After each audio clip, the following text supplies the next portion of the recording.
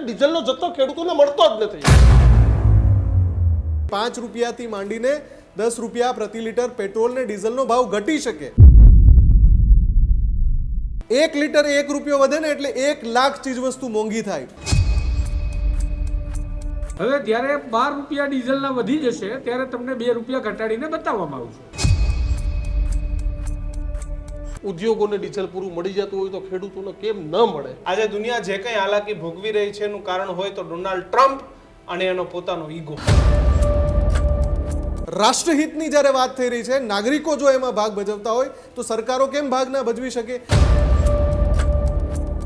ભાજપ શાસિત રાજ્યો જો શરૂઆત કરશે ને તો 20 થી વધારે રાજ્યોમાં ભાજપ શાસિત સરકારો છે।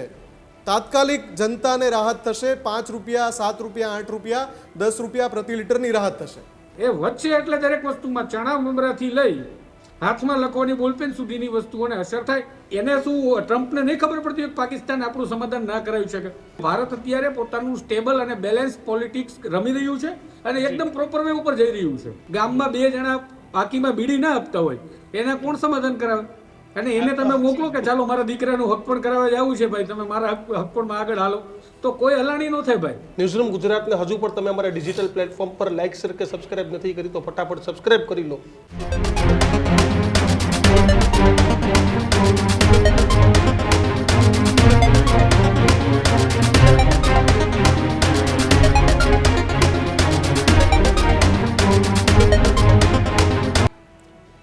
નમસ્કાર, વિશેષ રજૂઆત ગર્જનાત સાથે હું કિશન કાટેલિયા આપનું હાર્દિક સ્વાગત કરું છું અને હું છું દીક્ષિત ઠકરાર।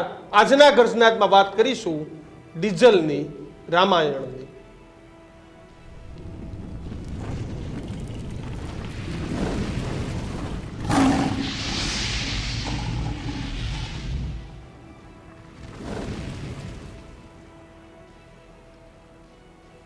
ગુજરાત સહિત દેશના અંતરિયાળ વિસ્તારોમાં ડીઝલની અછત છે, ખાસ કરીને જ્યાં ખેતી સાથે જોડાયેલા વિસ્તાર કે જ્યાં ટ્રેક્ટર, જેસીબી જેવા સાધનો માટે ખૂબ મોટા પ્રમાણમાં ડીઝલ એ જોઈએ છે।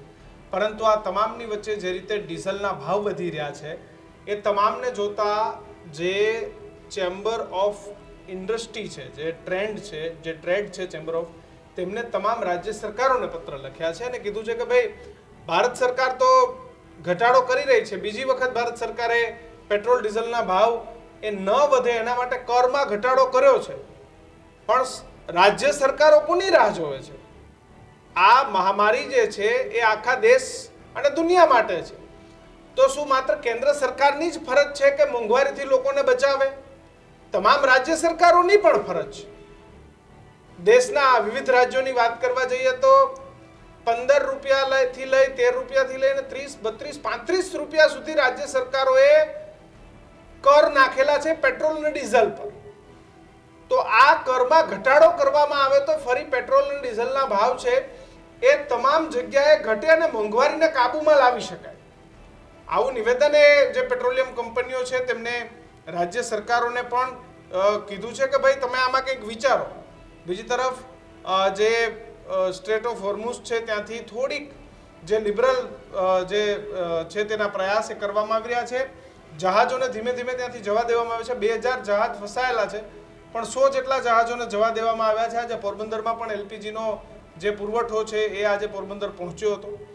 પણ મોંઘવારીની ચિંતા દીક્ષિત હવે તમામ રાજ્ય સરકારે પણ કરવી જરૂરી છે, માત્ર કેન્દ્ર સરકાર જ કરે એ જરૂરી નથી। મહત્વની વાત એ છે કે રાજ્ય સરકાર ગમે એટલા મોટા દાવાઓ કરે, 2 દિવસ પહેલા જ એક મંત્રીનો મેં નિવેદન સાંભળતા ક્યાંય વાંધો નથી, તો નેતાઓને કેવું છે કે એસી ચેમ્બરમાંથી બહાર નીકળીને તમે જાઓ સૌરાષ્ટ્રના અંતરિયાળ ગામડામાં, ડીઝલ મળે છે કે નહીં તપાસ કરો। કેવા પ્રકારની સ્થિતિ હમણાં જ અમે સૌરાષ્ટ્રના ગ્રામ્ય વિસ્તારોમાં હતા, પોરબંદર, જામનગર, જુનાગઢ, રાજકોટના ગ્રામ્ય વિસ્તાર, જુનાગઢ જિલ્લાના ગીર સોમનાથના ગ્રામ્ય વિસ્તાર, સાહેબ ડીઝલનો જથ્થો ખેડૂતોને મળતો જ નથી। તમે ગમે એટલી વાત કરો, ખેડૂતો 2-2, 3-3 દિવસ કિશન રાત દિવસ ત્યાં લાઈનમાં ઊભા રહે છે। ટ્રેક્ટરોની લાઈન હોય, રિક્ષાઓની લાઈન હોય, ખેડૂતોને એવું કે તમે ખેડૂત છો કે એનો પુરાવો આપો, 7-12 લઈને આવો, તો ખેડૂત બિચારો 7-12 લઈને જાય છે પણ ત્યાં પણ પૂરતો ડીઝલનો જથ્થો નથી મળતો। એક બાજુ વાવણીનો સમય છે, ટૂંક સમય પહેલા જ કુદરતી આફત આવી અને વાવાઝોડાએ સૌરાષ્ટ્ર અને ઉત્તર ગુજરાત ઘણી જગ્યાએ પાકને મોટું નુકસાન કર્યું. અમે એવું નથી કહેતા કે ડીઝલ આવે છે ને સરકાર નથી આપતી, પણ કાંઈક સપ્લાય ચેનમાં ચેન્જ કરવાની જરૂર છે. ઉદ્યોગોને ડીઝલ પૂરું મળી જતું હોય તો ખેડૂતોને કેમ ન મળે, ટેક્સમાં પૈસા કેમ ન ઘટે, આ જ મુદ્દે આપણે આજના ગર્જનારમાં વાત ચર્ચા કરવી છે. આપણી સાથે ન્યૂઝરૂમમાંથી મુફદ્દલ કપાસી અને તેની સાથે જ બિઝનેસ એક્સપર્ટ રાજ મોદિયા બંને જોડાયા છે. આ બંનેનું આભાર જોડાવા બદલ. સૌથી પહેલા રાજ તમારી પાસે આવવું છે, કેવા પ્રકારની સ્થિતિનું નિર્માણ થયું છે અને ધંધાઓ ઉપર પણ કેવી અસરો પડી છે? કારણ કે તમામ જગ્યાએથી વાત કરવામાં આવી છે, પણ ડીઝલ એક જ એવું વસ્તુ છે તેના કારણે ઘણા બધા ધંધાઓમાં અસર પડી રહી છે. બિઝનેસથી શું અસરો? ભાઈ અને કિશનભાઈ, તમારો આભાર. પહેલી વખત તમે મને આ પ્રમાણે એ બોલાવ્યો બાબત.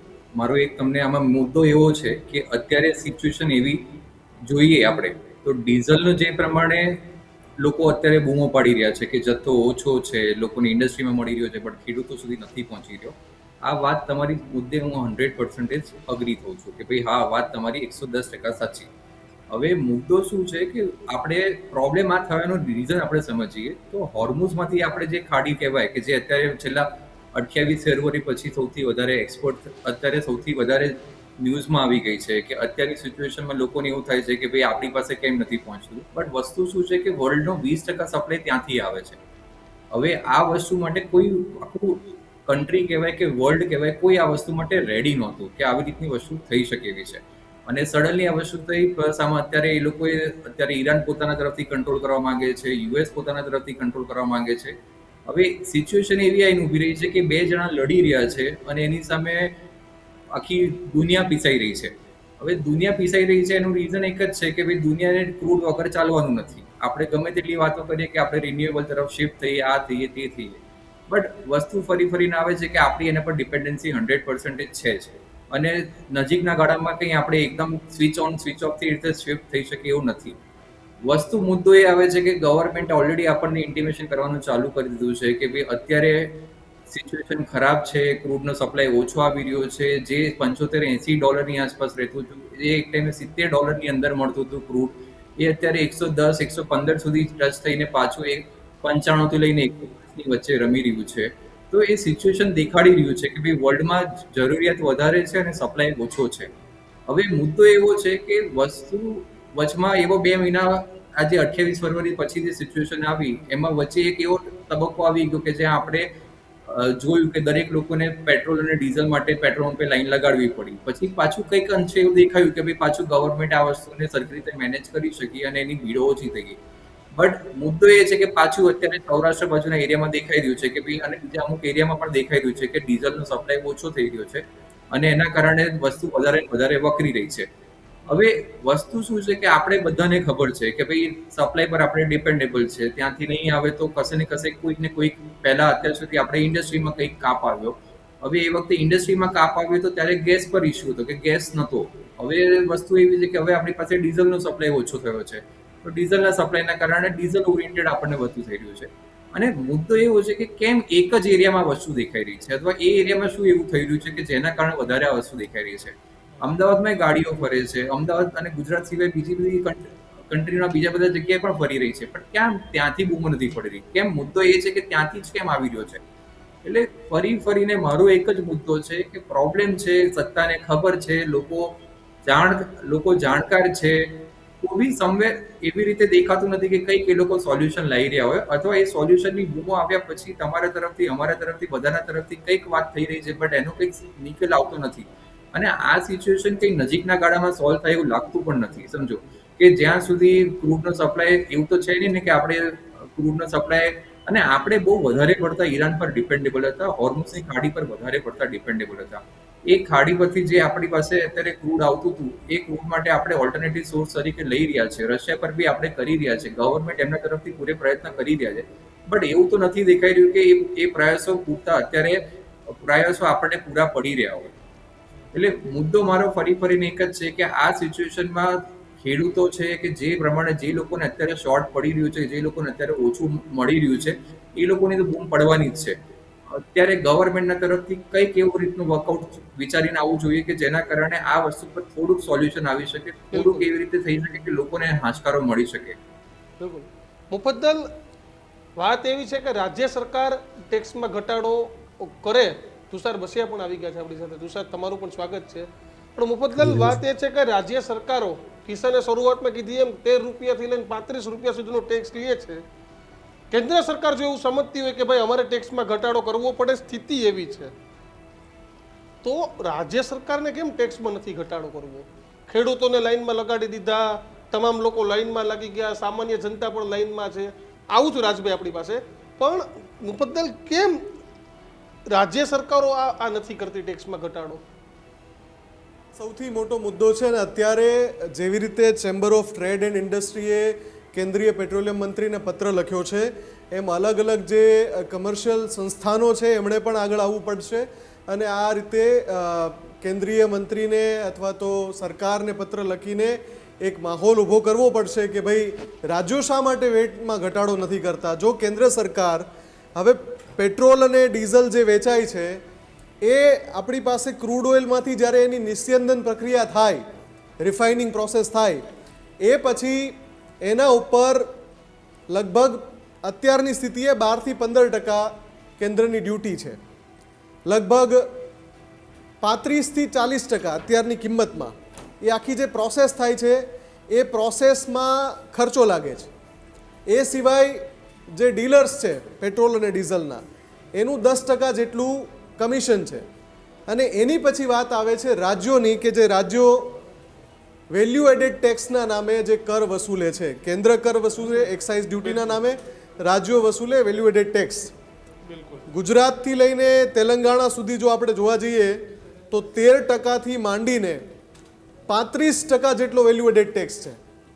જો અત્યારે 10 દિવસમાં પેટ્રોલિયમ કંપનીઓ 4 વખત પેટ્રોલ ડીઝલના ભાવ વધારતી હોય તો રાજ્યો વેલ્યુ એડેડ ટેક્સમાં 10%થી માંડીને 15%, 20% કેમ ઘટાડો ન કરી શકે? અને ભલે ને એક કાયમી થોડું, જ્યાં સુધી જે મિડલ ઇસ્ટની સિચ્યુએશન ડાયસી છે, જ્યાં સુધી હોર્મુઝ સંકટ પૂરું નથી થતું, ત્યાં સુધી કામ ચલાવ જાહેરાત કરે ને કે ભાઈ અત્યારે અમે વેલ્યુ એડેડ ટેક્સ છે એ અડધો વસૂલીશું અથવા તો આટલા ટકા વસૂલીશું. તો જે 10 જ દિવસમાં 4 વાર ભાવ વધારે, એની બદલે પરિસ્થિતિ એવી પણ બની શકે કે 5 રૂપિયાથી માંડીને 10 રૂપિયા પ્રતિ લીટર પેટ્રોલ ને ડીઝલનો ભાવ ઘટી શકે. આ બિલકુલ સંભવ છે. જો આપણે બીજા રાષ્ટ્રોમાંથી જેવી રીતે દાવો કરવામાં આવે છે કે પહેલાં, એટલે કે મિડલ ઇસ્ટનું સંકટ ઊભું થયું એની પહેલાં આપણે લગભગ 20 થી 22 દેશોમાંથી ક્રૂડ ઓઇલ મગાવતા હતા, આજે એ આંકડો લગભગ 40 દેશોમાંથી પહોંચ્યો છે. અને એમાં ઘણા બધા, જેમ કે સૌથી મોટું એક્ઝામ્પલ વેનેઝુએલાનું છે કે વેનેઝુએલા પાસેથી આપણે ખૂબ મોટી માત્રામાં એપ્રિલ માસથી ક્રૂડ ઓઇલ મગાવી રહ્યા છીએ. એવા ઘણા બધા વિકલ્પો ઉમેર્યા છે ભારતે. એંગોલા છે, બ્રાઝિલ છે, અમેરિકાથી પણ મગાવીએ છીએ. તો એ બધા જગ્યાએથી જો પુરવઠો આવી રહ્યો છે, જથ્થો છે આપણી પાસે, તો પછી ચોક્કસથી આપણી પાસે ઉપાય છે રાજ્યો પાસે કે ટેક્સ ઘટાડે. અને જે કાસ્કેડિંગ ઇફેક્ટ જેની હું હંમેશા વાત કરું છું જ્યારે પેટ્રોલ ડીઝલનો મુદ્દો આવે, કે પેટ્રોલ ડીઝલમાં પ્રતિ લીટર 1 રૂપિયો વધે ને, માત્ર 1 રૂપિયો, એટલે 1 લાખ ચીજવસ્તુ જીવન જરૂરિયાતની, રિપીટ, 1 લીટર 1 રૂપિયો વધે ને એટલે 1 લાખ ચીજવસ્તુ મોંઘી થાય. એની ગંભીરતા જો રાજ્ય સરકારો સમજતી હોય તો તાત્કાલિક અસરથી વેલ્યુ એડેડ ટેક્સ ઘટાડો કરવો જોઈએ. કામ ચલાવ ધોરણે કરો ને ભાઈ, કાયમી નથી કરવાનો. રાષ્ટ્રહિતની જ્યારે વાત થઈ રહી છે, નાગરિકો જો એમાં ભાગ ભજવતા હોય તો સરકારો કેમ ભાગ ના ભજવી શકે? આમ પણ જીએસટીમાં તમામની તિજોરી છલકાઈ જ રહી છે. દર વર્ષે નવા રેકોર્ડ બની રહ્યા છે. તો ટેક્સ કઈ રાજ્યોની તિજોરીઓ ખાલી નથી થઈ રહી. તો વેલ્યુ એડેડ ટેક્સમાં એટલું કરી જ શકે. જનતાને કમસે કમ તમે ઇન્ફ્લેશન ક્યાં લઈ જઈશો? નેતર તમે છેલ્લો ડેટા જુઓ, જથ્થાબંધ ફુગાવાનો દર ક્યાં પહોંચી ગયો? 8%ની ઉપર જતો રહ્યો માત્ર આ 2 મહિનાના ગાળામાં. તો એ આંકડો દ્વિઅંકી કરવો છે તમારે. જો નથી કરવો તો પછી આ પગલું લેવું જ જોઈએ. વેલ્યુ એડેડ ટેક્સ તાત્કાલિક ઘટાડવો જોઈએ. અને ભાજપ શાસિત રાજ્યો જો શરૂઆત કરશે ને તો 20 થી વધારે રાજ્યોમાં ભાજપ શાસિત સરકારો છે. તાત્કાલિક જનતાને રાહત થશે. 5 રૂપિયા, 7 રૂપિયા, 8 રૂપિયા, 10 રૂપિયા પ્રતિ લીટરની રાહત થશે. બિલકુલ આપણી સાથે તુષાર બસિયા પણ છે. તુષાર, કેવી રીતે જુઓ છો આખા આ ઘટનાક્રમને અને આગામી દિવસોમાં ડીઝલ અને પેટ્રોલને કાબૂમાં લાવવા કેન્દ્ર સરકાર વારંવાર પ્રયત્ન કરે છે, પણ રાજ્ય સરકારે પણ કરમાં ઘટાડો કરવો જરૂરી લાગે છે તમને? એકચ્યુઅલીમાં આ સ્ટ્રેટેજિકલ ચાલતી રાજ્ય અને કેન્દ્ર સરકાર પહેલા ભાજપ સરકાર સમજો. ભારતીય જનતા પાર્ટીની સરકારના તમે જો ભૂતકાળના પગલાંને જુઓ એટલે તમને સમજાશે કે ક્યારે ભાવ ઘટશે. વીએટી ઘટાડવાની જે ચર્ચા હમણાં મુફદ્દલ કરી રહ્યા હતા કે રાજ્ય સરકાર ટેક્સ ઘટાડી અને લોકોના બોજ જે છે એ ઓછા કરી શકે એમ છે. જેમ ચૂંટણીઓ હતી ત્યારે કોઈ પણ જગ્યાએ પેટ્રોલની અછત વિશે આપણે બોલ્યા નથી કે ભવિષ્યમાં ઈંધણની અછત થશે અથવા તો આપણે ભાવ ઘટાડાની ચર્ચા કરી નહોતી. જેવી ચૂંટણીઓ પૂરી થઈ અને તરત આપણને બધી જ અસરો જે દેખાવાની આશંકાઓ વર્તાતી હતી એ બધી દેખાવા માંડી છે. પણ હજી એ સમય નથી આવ્યો કે જનતા જે છે એ બળાપો ઠાલવે. અત્યારે લોકો લાઈનમાં ઊભા છે, લોકો ભાવ વધારાઓ છે છતાં પણ પૈસા ચૂકવવા તૈયાર છે. પેટ્રોલ ડીઝલના ભાવ રોજ વધે તો પણ ક્યાંય એવું નથી દેખાતું કે જનતા આક્રોશિત થઈ ગઈ. બિલકુલ. હવે આ ક્યારે થશે? મુફદ્દલે કીધું એમ કે છેલ્લા 2 મહિનાનું જોવા જઈએ તો જે મોંઘવારીનો રેટ છે ફુગાવાનો એકદમ સ્પાઇક ઉપર આવ્યો, પણ એ પાછળની અસર હતી, પશ્ચાદવર્તી અસર હતી. આપણે હવે ભવિષ્યની અસરની વાત કરીએ કે જે મોંઘું હવે થયું છે ડીઝલ, પેટ્રોલ અને ઈંધણ, તમે ગેસ લો કોઈ પણ લો, એ મોંઘવારીની અસર હવે પછીના ક્વાર્ટરમાં જોવા મળે આપણને. એટલે હજી તમે અસર તો જોઈ જ નથી. હવે એ અસર જશે ત્યારે જનતામાં આક્રોશ અને બળાપો જોવા મળશે. ત્યારે સરકાર બેલેન્સ કરવા માટે શું કરશે? તો મારું એવું અનુમાન છે, જે ભૂતકાળમાં હું જો આ બધી જે ભાજપની સરકારની જે સ્ટ્રેટેજી જોઈ છે એના અનુસંધાને, કે હવે જ્યારે એ બળાપો ઠાલવને આક્રોશિત જનતા હશે ને ત્યારે કહેશે કે અમે વીએટીમાં ઘટાડો કરીએ. ગુજરાત સરકાર અત્યારે 17% કરતાં વધારે વીએટી પેટ્રોલ પર, 18% કરતાં વધારે ડીઝલ પર લઈ છે. એ ત્યારે એવું કહેશે કે કામ કરો, અમે એમાં તમને 3%ની રાહત આપી છે ને નાગરિક, અને આપણે જ લખશું કે ગુજરાત સરકારની મોટી ભેટ 2%, 3% વીએટીમાં કર્યો ઘટાડો.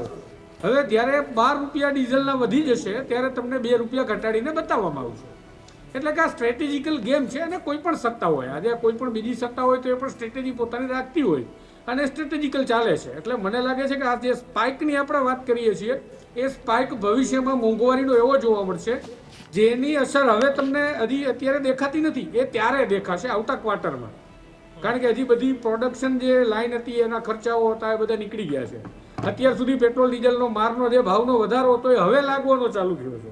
એટલે હવે પ્રોડક્શન કોસ્ટથી લઈ ટ્રાન્સપોર્ટેશન કોસ્ટ અને ડિલિવરી કોસ્ટ આ વધશે. એ વધશે એટલે દરેક વસ્તુમાં ચણા મમરાથી લઈ હાથમાં લખવાની બોલપેન સુધીની વસ્તુઓને અસર થાય. કારણ કે ટ્રાન્સપોર્ટિંગ, ડિલિવરી અને મેન્યુફેક્ચરિંગ આ 3 વસ્તુની અંદર એવી કોઈ જગ્યા નથી કે જ્યાં ડીઝલ, પેટ્રોલ કે ગેસ કે કોઈ પણ પ્રકારનું ઈંધણ ના વપરાતું હોય. અને આપણે તો પરંપરાગત સ્ત્રોત ઉપર જ છીએ, ઓઇલ ઉપર. હોર્મુઝની અંદર જે સ્થિતિ થઈ એની સ્થિતિ આપણે અસર હવે ભોગવી રહ્યા છીએ. હવે એ ભોગવી રહ્યા છીએ એ ભાવ વધારાની અસર હજી આવતા ક્વાર્ટરમાં આપણે ભોગવશું. તમે સમજો તો. તુષાર, કેવી રીતે આગામી સમયમાં મોંઘવારીને ભારતના ડિપ્લોમેટિક સંબંધો, મોંઘવારી અને આવનારા સમયમાં ફરી એક વખત જે આ ડીઝલના ક્રાઇસિસ છે ઊભા ના થાય, ફરી એક વખત ડીઝલ કે એના ભાવ પર સંતુલન જાળવી શકે, આ બધી પરિસ્થિતિઓને તમે ફરી યોગ્ય થઈ જાય એના માટે તમે કેટલા સમયની રાહ જોઈ રહ્યા છો કે આ બધું હતું? અને બીજું તુષાર, તમારી આંતરરાષ્ટ્રીય સમાચાર ઉપર નજર હોય, ટ્રમ્પના વલણો વારંવાર બદલાઈ રહ્યા છે. હવે એને પાકિસ્તાનને ભીંસમાં લેવાનું પણ ચાલુ કર્યું, ઇઝરાયલને સંપૂર્ણ દેશનો માન્યતા આપવાની વાત કરી, એ કરારમાં પાકિસ્તાનને કીધું તમે સાઇન કરી દો.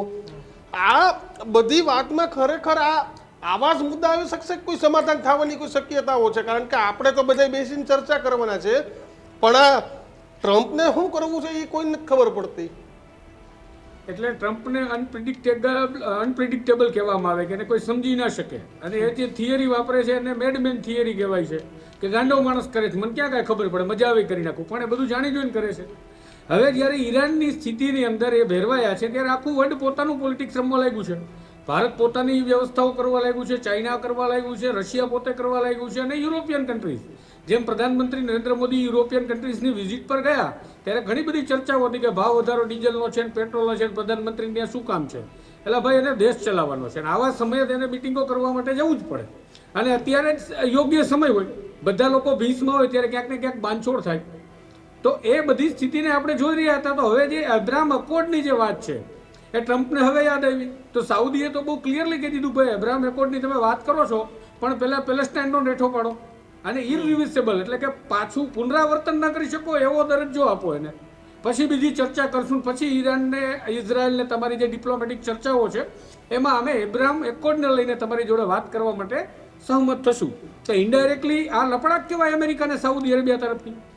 બીજી વસ્તુ તમે સમજો તો ભારત અત્યારે પોતાના ડિપ્લોમેટિક રિલેશન ડેવલપ કરવા માટે યુરોપિયન યુનિયન તરફ જે નજર લઈને બેઠું છે, તો યુરોપિયન યુનિયન જે છે એ દેશો પણ આપણી તરફ નજર નાખીને બેઠા હતા. એક બાજુ નથી, બંને બાજુ પ્રેમ છે. કેમ છે? તો ચાઇના જે છે એ ચાઇનાનું મેન્યુફેક્ચરિંગ જે સેગમેન્ટ છે આખું એનું, એ સેગમેન્ટ પર ડિપેન્ડેબલ છે યુરોપિયન યુનિયન પણ, જેમ આપણે પણ છીએ થોડા ઘણા છે, આપણે મોટા અંશે છીએ, થોડા ઘણા નહીં આમ તો યુરોપને ખબર છે કે હવે ભારત એક એવું છે કે જ્યાં મેન્યુફેક્ચરિંગ સેક્ટરને ડેવલપ કરવા માટેની ક્ષમતા છે, નાગરિકો છે, લેબર છે, તો આપણી સાથે જોડાયા. તો એ પ્રકારે ચાઇના છે એ રશિયા સાથેની કેવી ગુપચેગું કરવા માંડ્યું જેવા ટ્રમ્પ ગયા. એટલે આ બધું ચિત્ર તમે જુઓ તો જીઓ પોલિટિકલ એકબીજા પર પ્રેશર સર્જવાનું છે. અને આમાં ટ્રમ્પની સ્થિતિ તમે જુઓ તો થોડી વારમાં એને ક્યુબા યાદ આવે, વેનેઝુએલાથી સીધા ઈરાનમાં પડી ગયા, અને પછી એની મીટિંગ સીધી ચાઇના જોડે કે જ્યાં એ ટેરિફ વોર કરવા જતા હતા, એટલે એની ત્યાં ચા પાણીને નાસ્તો પાણી કરવા માટે જવું પડ્યું. તો આ ડિપ્લોમેટિકલી પોલિટિકલી આખી એક જે રમત છે એની અંદર દબાણની રાજનીતિ ટ્રમ્પ કરવા ઈચ્છે છે, અને એમાં ભારત સપડાઈ જાય એ સ્થિતિનું નિર્માણ કરવા પાકિસ્તાનનો ઉપયોગ કરે છે. બેલેન્સિંગ તમે જુઓ તો એ પાકિસ્તાનનો ઉપયોગ કરે છે. તો એને શું ટ્રમ્પને નહીં ખબર પડતી હોય કે પાકિસ્તાન આપણું સમાધાન ના કરાવી શકે? ગામમાં 2 જણા બાકીમાં બીડી ના આપતા હોય એને કોણ સમાધાન કરાવે? અને એને તમે મોકલો કે ચાલો મારા દીકરાનું હક પણ કરાવવા જવું છે ભાઈ, તમે મારા હક પણ આગળ હાલો, તો કોઈ હલાણી ન થાય ભાઈ. એવી રીતે પાકિસ્તાનને તો ભારતને કેમ કરી અને પ્રેશરાઇઝ રાખવું કે જુઓ અમે અમેરિકા પછી પાકિસ્તાન જોડે બેસી જઈશું, તમે બીજે કંઈ સંબંધ બનાવવા નીકળ્યા તો. છતાં પણ આપણે અત્યારે હિંમત બતાવી અને હિંમત કરીને નીકળ્યા, અને આપણે બીજા દેશો સાથે ડિપ્લોમેટિક રિલેશન મજબૂત કરવા માટે નીકળ્યા. આજે મજાક ઉડી રહી છે એ વાત અલગ છે, એ ચર્ચાને સ્થાન નથી. વિશ્લેષણ કરીને સમજવું પડે તો અત્યારે ભારત જે છે એ ઇન્ડિપેન્ડન્ટ પોતાની ઓટોનોમીમાં, એટલે કે સ્વતંત્ર રીતે નિર્ણય લેવા માંડ્યો છે કે અમારી ડિપ્લોમેટિક જે બાબતો છે એમાં બેલેન્સ રહેશે, અમે ઇનબેલેન્સ થવા માંગતા નથી. અને એટલે તો યુરોપિયન યુનિયન આપણી પાસે આવ્યું કે આ પ્રિડિક્ટેબલ માણસો છે અને બેલેન્સ ચાલે છે, તો ધંધો લાંબો ચાલશે, લાંબા જે સંબંધો છે સ્ટેબલ રહેશે. આ સંબંધો આવતીકાલે બગડી જવા નહીં રહે, કારણ કે જો માણસ દરરોજ અવનવી હરકતો કરે તેનો ભરોસો કોઈ ન કરે. તો ભારત અત્યારે પોતાનું સ્ટેબલ અને બેલેન્સ પોલિટિક્સ રમી રહ્યું છે અને એકદમ પ્રોપર વે ઉપર જઈ રહ્યું છે. બિલકુલ. રાજ, તમે કંઈ કહેતા હતા? રાજ, મારો મુદ્દો અત્યારે ફરીને એટલો આવીને ઊભો રહે છે કે અત્યાર સુધી જે ક્રૂડના પ્રાઇસ વધ્યા, અને એ અત્યારે સુધી મેન્યુફેક્ચરે પોતાના બુક્સમાં પ્રોફિટ માર્જિનમાં એ લોકોએ કોમ્પ્રોમાઇઝ કરીને એ લોકોએ કસ્ટમર સુધી ના પહોંચે એટલો પૂરેપૂરો પ્રયત્ન કર્યો. હવે કેવું છે કે જ્યારે ગવર્મેન્ટ પોતે જ્યારે ક્રૂડના પ્રાઇસ વધારી રહ્યું છે, અને ગવર્મેન્ટ પાસે છૂટકો પણ નથી, કેમ કે અગર ઇન્ટરનેશનલ માર્કેટમાંથી જો મોંઘું ક્રૂડ આવતું હોય તો મોંઘું જ આપણને મળે. બટ મુદ્દો એ છે કે જો સેન્ટ્રલ ગવર્મેન્ટ અત્યારે પ્રાઇસ વધારી રહ્યું છે અને જો સ્ટેટ ગવર્મેન્ટના તરફથી વેટ રિડ્યુસ ના થાય તો ઇવેન્ચ્યુઅલી સિચ્યુએશન એવી થશે કે ભાઈ અત્યારે ક્રૂડના પ્રાઇસ વધવાથી જે કંપનીઓના માર્જિન કોમ્પ્રાઇઝ થયા હતા, કે કંપનીઓ અત્યારે પોતાના પ્રોફિટેબિલિટી પર હિટ લેવાના હતા, અને ઓલરેડી 2 મહિના પૂરા થઈ ગયા છે. અગર તમે માર્કેટના અંદાજે જુઓ તો એપ્રિલ અને આ મે પતવા આવ્યો, એટલે બાય વર્ચ્યુ અગર જોઈએ મોટા હદે તો એપ્રિલ, મે અને જૂનના ત્રણેયના રિઝલ્ટ તો જે જુલાઈ મહિનાથી ચાલુ થશે એ ખરાબ આવવાના જ છે. બટ હવે જે પ્રમાણે લોકો પર હવે ડાયરેક્ટલી આપણે જોઈએ તો અગર પેટ્રોલના અને ડીઝલના પ્રાઇસ વધી રહ્યા છે, એટલે એ રીતે અત્યારે દરેકના માથા પર હવે બોજો આવવાનો ચાલુ થશે. અને અગર જો ગવર્મેન્ટ સેન્ટ્રલી વધારી રહ્યું છે અને સ્ટેટ ગવર્મેન્ટ પોતે વેટ જેવા વસ્તુમાં રિડક્શન ના કરે તો સિચ્યુએશન ફરીને એક જ આવીને ઊભી રહેશે કે ભાઈ કંપનીઓને બી ખબર પડશે કે ભાઈ અત્યાર સુધી અમે પોતાના માર્જિન કોમ્પ્રોમાઇઝ કરી રહ્યા હતા, હવે અમે શું કરવા કોમ્પ્રોમાઇઝ કરીએ. હવે ગવર્મેન્ટે બી ક્રૂડનો પ્રાઇસ પાસ ઓન કરવાનું ચાલુ કરી દીધું, એટલે લોકો મેન્ટલી પ્રિપેર થઈ જશે કે ભાઈ હવે ક્રૂડના પ્રાઇસ વધી રહ્યા છે, પોતે પેટ્રોલનો પ્રાઇસ વધારે આપી રહ્યા છે, એટલે એમને ખબર છે કે અમારા તરફથી રો મટીરિયલ હોય કે અમારા તરફથી એન્ડ પ્રોડક્ટ હોય કે ફાઇનલ ગુડ્સ હોય એ બધું મોંઘું જ આવવાનું છે. આ વસ્તુથી એક જ વસ્તુ થશે, અને આ વસ્તુ માટે ઓલરેડી આપણને એક વખત પ્રાઇમ મિનિસ્ટરે કહી દીધું છે કે ભાઈ આ કોવિડ જેવો ખરાબ ટાઈમ પણ થઈ શકે એવો છે. જે પ્રમાણે આપણા સાથેના પેનલિસ્ટે કીધું કે ભાઈ ટ્રમ્પ અત્યારે અનપ્રિડિક્ટેબલ છે, અને ટ્રમ્પના અનપ્રિડિક્ટેબલનો કોઈ હદ નથી. આપણે જ્યાં વિચારીએ કે ભાઈ હવે ટ્રમ્પ થોડોક શાંત થશે, ત્યાં તો ટ્રમ્પ એક નવું પાછું ચેપ્ટર ઓપન કરીને બેસી જાય છે કે ભાઈ અત્યારે આવી રીતની સિચ્યુએશનમાં આપણે વિચારીએ કે અત્યારે ઈરાનમાંથી શાંત થશે ત્યાં તો કદાચ એ પાછું ક્યુબા છે કે પછી ગ્રીનલેન્ડ છે કે એવા કોઈ કન્ટ્રીમાં થઈ જશે. મુદ્દો એ છે કે વેનેઝુએલામાં એને જે સક્સેસ મળી ગઈ કે વેનેઝુએલામાં એને એટેક કર્યો અને ત્યાંના પ્રાઇમ મિનિસ્ટરને એમણે પકડી લીધા અને પછી એનું એક એ લેવલે કહેવાય કે એક રીતે એની હિંમત વધી ગઈ છે. અને અત્યારે કેવું છે કે અત્યારે ટ્રમ્પની સામે પડાય એવું પણ નથી ને ટ્રમ્પને કોઈ રોકી શકાય એવું પણ નથી. જે પ્રમાણે એ જે પોઝિશન પર બેઠો છે ને જે પ્રમાણે પોતે કરી રહ્યો છે અત્યારે ડિપ્લોમસી તો આખી સાઈડમાં જ જતી રહી છે. દરેક ગવર્મેન્ટ પોતાની રીતે ડિપ્લોમસીથી પોતે સોલ્યુશન કાઢવાનું ટ્રાય કરે છે કે દરેક જણા જોડે સંબંધ રહે અને વિન વિન સિચ્યુએશનમાં કંઈક ને કંઈક સોલ્યુશન નીકળે અને કંઈક ને કંઈક પોતાના માટે સારું થઈ શકે. બટ ફરીને ચેપ્ટર કેવું આવે છે કે ક્યાં સુધી ચાલશે. એટલે આપણી સિચ્યુએશન એવી આઈને ઊભી રહે છે કે અત્યારે જો રો મટીરિયલ જ મોંઘું થશે તો શું થવાનું. બીજું વસ્તુ શું છે કે ટ્રમ્પે એક વસ્તુ આપણને શીખવાડી દીધી કે જે વર્ષોથી આપણે વિચારતા હતા કે ભાઈ ગ્લોબલાઇઝેશન તરફ આપણે વધીએ, વૈશ્વિકીકરણ તરફ વધીએ, એ બધું અત્યારે લોકલાઇઝેશન તરફ થઈ રહ્યું છે કે ભાઈ અમેરિકા ફર્સ્ટ કે ઇન્ડિયા ફર્સ્ટ. હવે આ મુદ્દાથી અગેન પાછો એક મુદ્દો આવો છે કે ભાઈ આ વર્લ્ડમાં પાછી દરેક જણા પોતાના સ્વાર્થ જોઈ રહ્યું છે. સાથે મળીને આગળ વધવાનો તો વિચાર અત્યારે કોઈ કન્ટ્રી પાસે આવી જ નથી રહ્યો. હા, અગર આપણે કોઈ કન્ટ્રીને અપ્રોચ કરીને વિચારીએ કે સાથે સાથે કંઈક આપણે એમઓયુ કરીએ, જેવી રીતે અત્યારે ગવર્મેન્ટ બહુ એક્ટિવ છે બાબતે કે ભાઈ ગવર્મેન્ટના તરફથી યુકેમાં જઈને કંઈક અગ્રીમેન્ટ થઈ જાય છે કે પછી એ લોકો એમઓયુઝ કરી રહ્યા છે અને એમઓયુઝને આગળ સક્સેસફુલી વર્કઆઉટ થઈને એક આપણા માટે સારું જ છે. બટ વસ્તુ શું છે કે જે વર્ષો પહેલા જે અગર અપ્રોક્સિમેટલી જે 30-35 વર્ષ પહેલા આપણે ઓપન થયા હતા 91 પછી એ અત્યારે પાછું ઊંધું થઈ રહ્યું છે. બિલકુલ. મારો મેઇન એક જ મુદ્દો ફરીને આવે છે કે અગર ઇન્ટરનેશનલ માર્કેટમાં ક્રૂડ વધી રહ્યા છે, કંપનીઓ પોતાના બુક્સમાં અત્યાર સુધી પોતે સહન કરી રહ્યા હતા, હવે એ લોકો સહન નહીં કરે એટલે મોંઘવારી અહીંયાથી ખરાબ રીતે વધવાની છે. અને મોંઘવારી ખરાબ રીતે વધે છે તો આપણે દિલ્હીમાં જોયું છે ને ઓડ ઇવન એ લોકોએ વર્કઆઉટ લાવ્યા હતા ને, પણ આપણે એવું કંઈ હજી આપણા તરફથી કોઈ વિચાર નથી આવ્યો કે ઓડ ઇવન ટુ વ્હીલર અને ફોર વ્હીલરનું જો આપણે ચેપ્ટર ચાલુ કરીએ તો એના કારણે કદાચ આના થાય. બીજું છે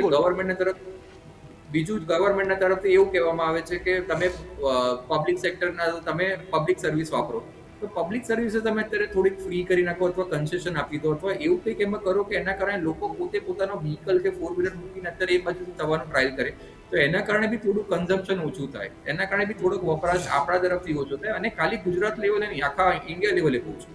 તો એના કારણે સિચ્યુએશન એવી આવશે કે જે અત્યારે ખેડૂતો બૂમો પાડી રહ્યા છે કે જે અમુક તબક્કાને જે જરૂરિયાત છે જે પોતાના કામ માટે રોકાઈ રહ્યા છે એ વસ્તુ ત્યાં પણ પહોંચતું થઈ શકે. એટલે બિલકુલ સાચી વાત છે કે પબ્લિક ટ્રાન્સપોર્ટેશન છે રાજ, એમાં થોડોક અવેરનેસ પણ લાવવી જોઈએ ને એમાં કંઈક સારી સ્કીમ પણ આપવી જોઈએ.